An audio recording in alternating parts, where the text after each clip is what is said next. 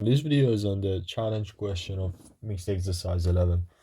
So we're given that f of x is equal to x squared minus x minus 2. And in part A, we want to integrate the modulus or the absolute value of f of x. Okay, so for the first step, we just need to draw the graph of f of x just to get an understanding of how it looks. So in terms of factorization, this is equal to x minus 2 times x plus 1, which means that the roots are positive 2 and negative 1. So therefore, a very quick sketch of this graph looks like this. So we have basically something like this, where here is minus 1 and here is positive 2. Okay, so now when we want to integrate the modulus of f of x, that's basically about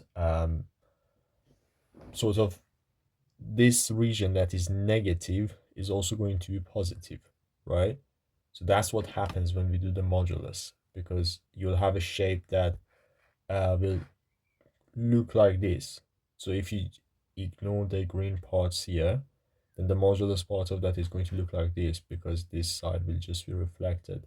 That's just because it has to be positive.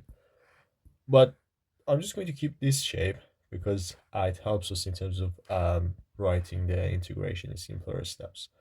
So in order to consider the modulus, we need to have three separate integrals basically, because essentially we are first integrating from, um, remember that the furthest point here is minus 3 and then here is positive 3.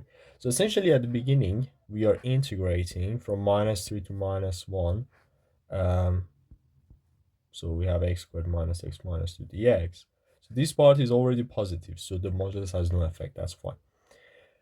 And then the second integral is going to be for the part that the modulus will actually have impact, because that's from minus 1 to 2.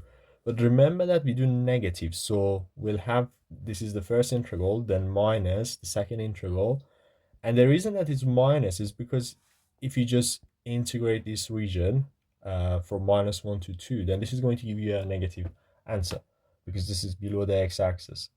So to account for the impact of the modulus, we have negative here, so that the answer is going to be positive. And finally, plus the final integral, which is from 2 to positive 3.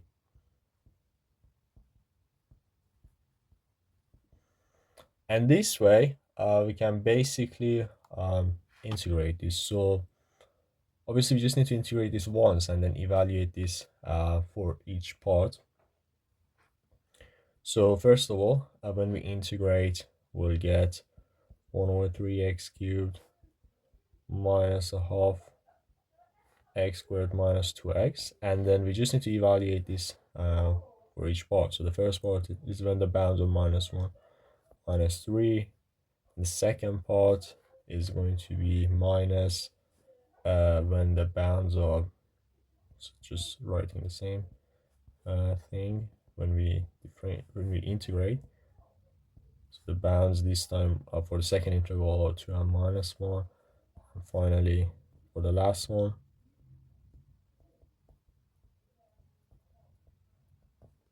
show between 3 and 2. Right, so at this point, we just need to evaluate each of them, and the first integral gives us the value of 17 over 3. The second integral gives us 9 over 2, again because we have this negative. Without the negative, it would be minus 9 over 2. And then the third integral is 29 over 6. Right, so we just add all of these, and the answer is equal to 15.